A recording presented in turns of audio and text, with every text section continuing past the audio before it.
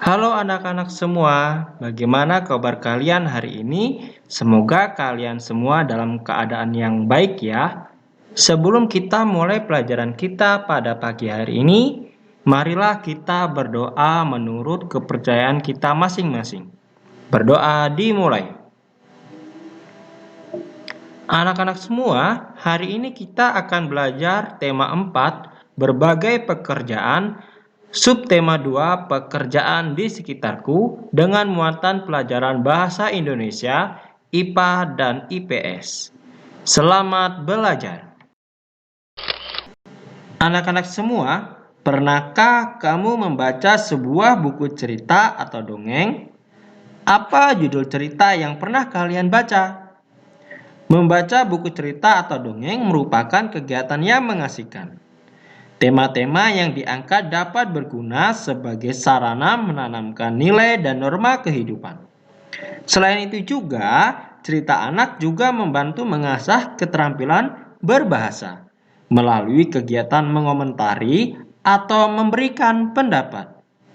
Nah, sekarang anak-anak, mari kita baca cerita berikut ini yang berjudul Serigala Tua dan Anak Cerdik.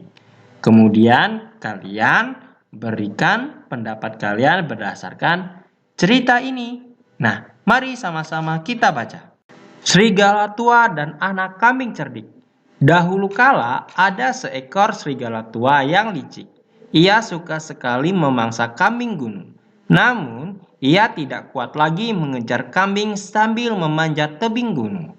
Serigala tua ini mengira anak-anak kambing pasti lelah dan mudah ditipu. Ia lalu bermaksud menangkap seekor anak kambing. Suatu hari, serigala tua melihat seekor anak kambing yang tampak polos. Ia lalu mengejar anak kambing itu sampai di bawah tebing. Anak kambing itu melompat dengan lincah ke atas tebing batu. Serigala tua berusaha sekuat tenaga untuk memanjat. Namun, ia tak kuat lagi. Anak kambing itu merasa kesal karena dikejar serigala. Dari atas tebing batu, ia lalu berteriak, "Kakek serigala, kenapa kamu membuang waktu mengejar aku?" tanya anak kambing itu. "Anak kambing yang manis, aku ingin memberimu rumput-rumput segar. Turunlah kemari," bujuk serigala tua. "Aku tidak perlu turun, kakek serigala. Aku tahu kamu ingin memakanku. Sekarang, bukalah mulutmu lebar-lebar. Aku akan melompat ke dalam mulutmu," kata anak kambing. Serigala tua tertawa diam-diam. "Anak kambing ini memang polos sekali," gumamnya. "Anak kambing yang manis, aku sudah membuka mulutku. Lompatlah," teriak serigala tua. Ia lalu membuka mulutnya lebar-lebar. Anak kambing itu mengambil ancang-ancang. Ia lalu melompat ke arah serigala tua. Namun, bukan ke dalam mulutnya. Anak kambing itu melompat ke kepala serigala tua. Anak kambing itu mendarat keras di atas kepala serigala tua. Seketika, serigala tua itu jatuh pingsan. Saat sadar kembali, mulut serigala tua itu masih terbuka. Serigala tua sama sekali tidak ingat apakah tadi dia sudah memakan anak kambing itu atau belum.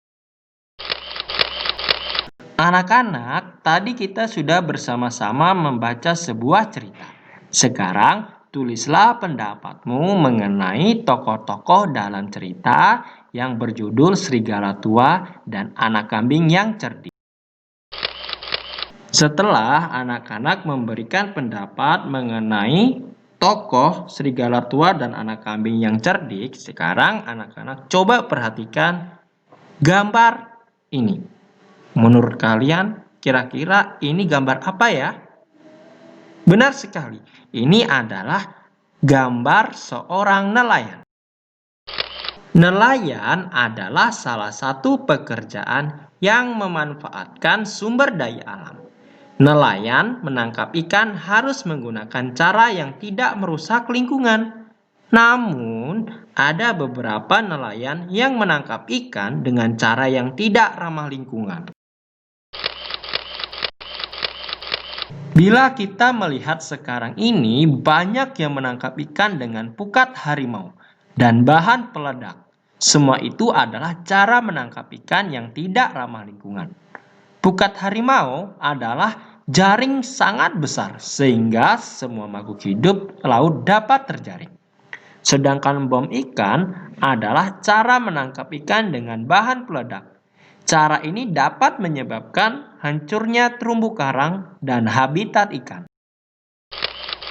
Ayo berpendapat. Nah, anak-anak coba berikan pendapat kalian perihal pengambilan ikan dengan cara di atas. Apakah akibat buruk yang akan terjadi jika pengambilan ikan menggunakan cara di atas?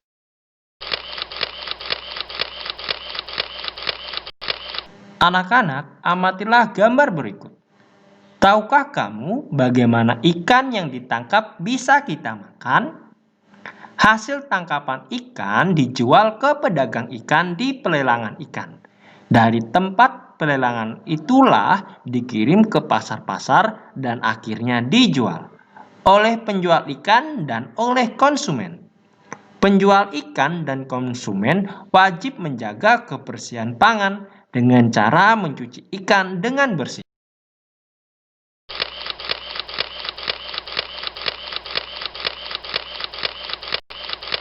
Berikut adalah bagaimana caranya ikan hasil tangkapan nelayan sampai kita makan di rumah. Pertama, ikan hasil tangkapan nelayan dijual di pelelangan, kemudian dari pelelangan diangkut atau didistribusikan ke pasar. Kemudian di pasar dijual kepada konsumen, yaitu ibu kalian, dan kemudian dimasak dan lalu bisa kalian nikmati.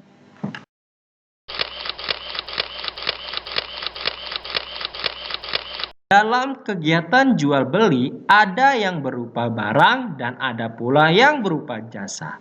Pekerjaan yang menghasilkan barang adalah pekerjaan yang menghasilkan sesuatu barang yang bisa digunakan oleh orang lain. Misalnya penjual makanan, petani, nelayan, peternak, dan lain sebagainya. Sedangkan pekerjaan yang menghasilkan jasa adalah suatu pekerjaan yang pelayanannya bisa dinikmati oleh orang lain. Pekerjaan ini tidak menghasilkan barang, misalkan guru, petugas kebersihan, dokter, tukang cukur rambut, polisi, dan lain-lain. Ayo amati. Berdasarkan kegiatan di atas tadi, kamu bisa menuliskan tentang kegiatan ekonomi yang terjadi di sekitarmu. Buatlah dalam bentuk tabel sebagai berikut. Jenis kegiatan ekonomi, kemudian lapangan pekerjaannya di mana, dan hasil dari setiap pekerjaan. Baik anak-anak semua, sampai di sini dulu pelajaran kita pada pagi hari ini. Semoga bermanfaat dan tetap semangat dalam belajar. Rajin-rajinlah mencuci tangan dan selalu gunakan masker apabila kalian berada di luar rumah. Sampai jumpa di pembelajaran berikutnya.